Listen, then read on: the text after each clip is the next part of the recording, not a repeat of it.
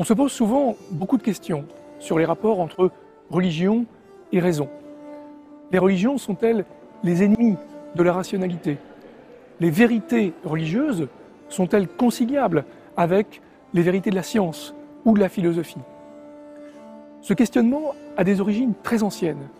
Il est apparu dans l'histoire de façon significative pour la première fois avec la naissance du christianisme. Les chrétiens se sont trouvés confrontés dès le départ avec la rationalité grecque et notamment avec la philosophie.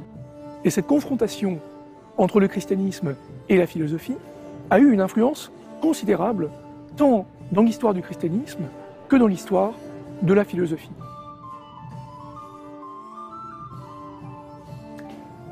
Cette plaque est ici pour commémorer l'époque où la Sorbonne était un collège de théologie.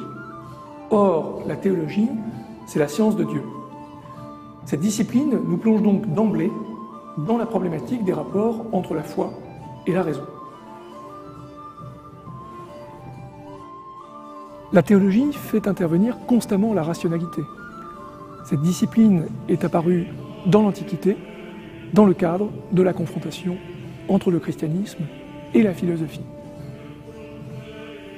L'Antiquité, justement, est très présente dans la chapelle de la Sorbonne, à travers cette fresque qui représente la théologie et sur laquelle sont inscrits les noms de plusieurs grands auteurs de l'Antiquité chrétienne. Certains de ces auteurs sont d'ailleurs représentés également dans la croisée du transept.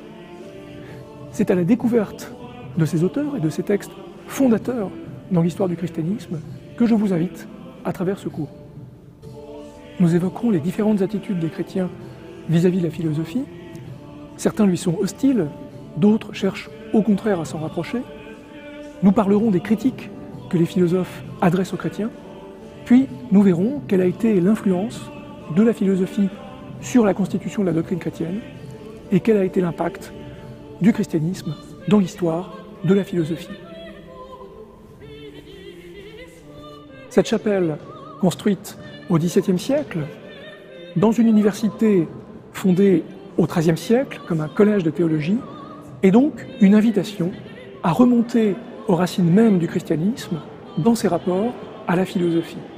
C'est à ce voyage que je vous convie à travers ce cours.